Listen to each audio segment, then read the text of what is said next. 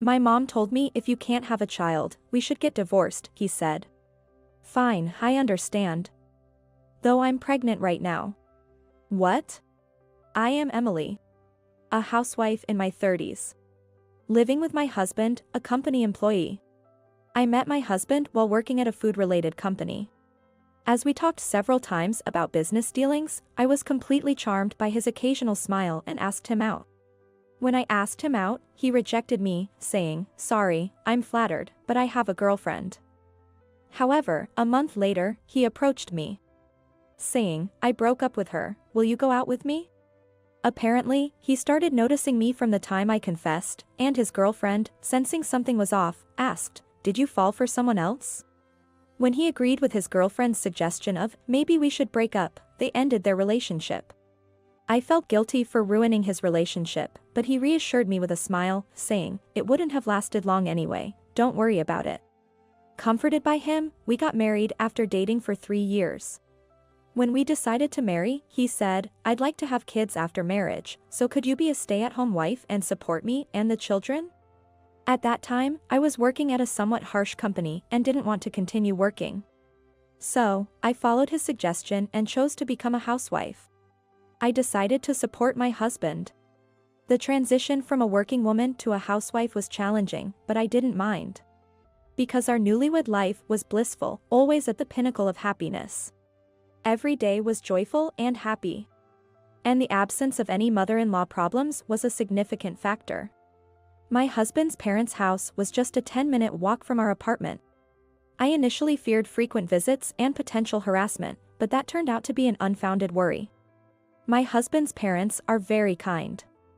Whenever I say, "I have a question," they go out of their way to come to our house and kindly, thoroughly explain things to me. Despite our struggles to have children, they never complained, with my mother-in-law even saying, to me, "You're more precious than a grandchild. I've always wanted a daughter since our family only had men. Please let me continue to cherish you like my own daughter." I adored my mother-in-law and trusted my quiet but reliable father-in-law. But this harmonious relationship only lasted the first few years. As time went by, my once kind in-laws gradually changed. My father-in-law became even quieter, and my mother-in-law seemed like a different person. Or perhaps, this was her true nature. To put it simply, her attitude towards me went from +100 to -100. My mother-in-law has become quite harsh towards me. She frequently visits our house, especially when my husband isn't around, and nags me, repeatedly pressuring me, "Show us our grandchild's face soon. That's your duty as a wife." Previously, she'd said, "Children are gifts from heaven. They'll come naturally when the time is right, so don't rush." Moreover, she compared me to other families, pressuring me, "The lady next door just had a baby. And the one next to her is pregnant. What about you?" But no matter how much she pressured, it was pointless without my husband's willingness. Initially, he wanted children, but a year into our marriage, he lost interest. Even when I tried to initiate intimacy, my husband declined, saying, "I'm too tired, maybe another time," or "Don't disturb me while I'm gaming." Even when I discussed this with my mother-in-law, she didn't understand and kept pushing for a child, increasing my stress day by day. Unable to withstand the attacks from my mother-in-law, I talked to my husband about the pressure to have a grandchild. He casually agreed to try more for a child, saying, "I don't think we need to rush." Despite our efforts, I didn't get pregnant. Moreover, throughout this time, my mother-in-law continuously blamed me, saying, "It's because you're not trying hard enough. My son is not at fault at all." I even suspected that the stress from her was making it harder for me to conceive. Unable to bear the pressure, we finally decided to seek fertility treatment. I thought I could finally relax, but then a different problem arose, troubling me. It was about my husband. Since starting fertility treatment, he became cold towards me, locking himself in his room to play games upon returning from work. And even ignoring me when I tried to talk. It would have been bearable if it was just that, but my husband, who got upset about my spending on crafting materials and took out his work stress on me, became increasingly volatile. Whenever I argued back, he would snap, saying, "Who do you think allows you to live this life? You're just a NEET," and continued his selfish behavior. Even when I told him I quit my job because you wanted me to, he refused to listen. One day, I found him playing games at home during his usual work hours. I asked, "Aren't you going to work?" He replied, "I quit." He had quit his job without telling me. Shocked, I asked why, but he just got angry, saying, "It's my business." I was disgusted with his attitude, but there was nothing I could do about the job he had already quit. Initially, I wasn't panicked about money, thinking we could manage for a while with unemployment benefits and our home savings. However, the stress started building up as my husband showed no interest in finding a new job. After quitting his job, my husband started spending all day at home. I wish he would go outside sometimes, but his hobby is gaming. He hardly ever leaves the house, except to buy cigarettes at the convenience store. Since he stopped working, the amount of time we spend together has significantly increased. In the beginning, this might have been seen positively as more time for affection, but now it's different. Just like with my mother-in-law, the increase in time spent with my husband, whose attitude has changed from +100 to -100, has led to more frequent arguments between us. Gradually, I've realized that even just talking to him is stressful, and we've almost stopped conversing altogether. I wonder if there's any point in continuing this kind of married life, I thought, beginning to feel like I'm reaching my limit with this marriage. I wanted to find a way out of this situation. One day, fed up with his lazy gaming, I confronted him, "You're not a child, stop playing games all day and start looking for a job." He then said, "By the way, my mom told me if you can't have a child, we should get divorced." At that moment, I was thankful to my mother-in-law. It was like she was assisting me. Plus, I was pregnant. I found out after a checkup that day and planned to tell him that night. But not telling him turned out to be the right decision. It meant I could distance myself from my mother-in-law and husband. I said, "Okay, I understand. Here are the divorce papers," and handed him the pre-filled form from my dresser. My husband, apparently not expecting me to agree to the divorce, let alone have prepared divorce papers ready, was shocked and frozen when he saw it, uttering, "What?" His usual domineering attitude was nowhere to be seen. He was that surprised, with a dumbfounded look on his face. He seemed to want to say something but filled in the papers, believing he must obey his mother. He kept glancing at me while filling them in. We agreed to discuss property division later, but we didn't have much to divide. We didn't need to worry much about dividing assets because we hardly had any. In fact, my husband often spent a lot of money on his hobbies. Not only did he play games at home, but he also seemed to have spent a considerable amount at amusement arcades. He had criticized my spending before, but in reality, he was the one who spent more recklessly than I did. He never had the mindset to save money. Even before our marriage, he never saved, and this didn't change after our marriage, so we had no significant assets. When we realized there was no property to divide, I thought our discussion was over.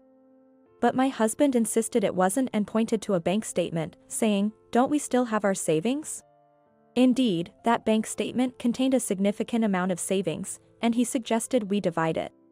However, these savings were not subject to division. When I explained, "This is the money I saved before our marriage, so it's not part of the property division," his face rapidly turned pale. Yet, he argued, "Right, but this apartment should be part of the division, right? I lived here too." I had to reveal the harsh truth to him. "Unfortunately, the apartment is in my name, so you have no rights to it. Besides, I've already put it up for sale. So you can't live here anymore. Please leave soon as it would be a bother," I told him with a smile. I had been saving for a house, anticipating that this apartment might become too small in the future. Before marrying, saving money was my hobby, so I had accumulated considerable savings even as a regular employee. I had bought the apartment with those savings, so I did have some assets. With the money from selling the apartment, I could build a nice house in the city center. Of course, all that property was mine from before the marriage and not included in the division. It seems my husband was unaware of this fact. He apparently thought he would receive half of my property, but unfortunately for him, that was not the case. Realizing he wouldn't get any part of my property, my husband was left in a daze. After that, we continued the discussion, but my husband couldn't snap out of his daze. Since there wasn't much left to talk about, the discussion ended quickly, and we submitted the divorce papers to the lawyers. Our divorce was successfully finalized. A few months later, I returned to my parents' home and, with their support, gave birth to a healthy baby boy. I named him Ambrose, inspired by the phrase, "A boys, be ambitious." Now, I'm living a fulfilling life with my parents and beloved child. Of course, I haven't informed my ex-husband and his family. I haven't informed them because I'm certain that if I did, my former mother-in-law would surely storm in, demanding, "Give me back my grandchild." Meanwhile, my ex-husband, after being kicked out of the apartment, returned to his parents' home. He became a recluse, shocked by the easy acceptance of the divorce. Even when he goes out, he looks so suspicious that he frequently gets stopped by the police. It's quite a pitiful situation. I later learned that the reason my husband quit his job was due to a souring of work relationships. Apparently, my ex-husband was disliked at his company for his bad mouth, especially by female colleagues, and eventually, everyone started ignoring him. Unable to endure this situation, he suddenly quit his job one day. He might have been this way even before our marriage. Only kind towards me. A real wolf in sheep's clothing. 3 years later, I'm working as a manager of a craft store. When I became a regular at a local craft store, the manager, Linda, approached me with a proposition. "I'm getting old and thinking about retiring. If you're interested, Emily, would you like to take over this store?" Linda proposed to me. At that time, my parents were actively helping with childcare, and I was thinking about getting a job. If I declined, the store would close down. That would surely inconvenience many of the regular customers. Considering this, I decided to accept the offer and take over the store. While attending to a regular customer today, an unexpected pair visited me. Indeed, the unexpected visitors were my former mother-in-law and ex-husband. "Wow, this is a nice shop for you to have." "Yeah, Mom. Look, this fabric seems like it would suit you." Annoyed by their transparent flattery, I asked, "What brings you here?" My former mother-in-law then demanded, "Give me back my grandson." It appeared she had somehow learned about my child's birth and wanted him as the heir to their family. "You were already pregnant when I demanded the divorce. Why did you keep quiet?" "If I had known, I wouldn't have gone through with the divorce." My ex-husband accused me. "That's exactly why I wanted a divorce. If you had known about the pregnancy, you would have used any means to stop the divorce." I glared at my ex-husband and former mother-in-law. My former mother-in-law then demanded, "So, are you going to give me back my grandchild or not? I want to live with my grandchild soon. You've had enough time with him for 3 years. It's my turn now," she said, making another absurd statement. As I stood there in disbelief, my parents and Ambrose appeared, asking, "What's the matter? Is there a problem?" It seems they were alerted by a regular customer and had hurried over to help. Seeing Ambrose holding hands with my parents, my former mother-in-law tried to approach him, saying, "Oh, how cute. He looks just like my son when he was a child. Look, I'm your grandma." I tried to stop her, but it wasn't necessary. Ambrose clung to my mother, saying, "This is my only grandma." "So, would you mind leaving now?" my mother asked my former mother-in-law. "Just give me the kid." My ex-husband suddenly lunged to forcefully take Ambrose from my parents. I stood in front of Ambrose to protect him, but being much smaller, I was easily pushed aside. "Ambrose, be careful," I cried out. My ex-husband was inches away from grabbing Ambrose's arm. But then, his body suddenly flew through the air. "What?" Looking up, I saw my father, who had just performed a shoulder throw. Yes, my father had thrown my ex-husband in the nick of time.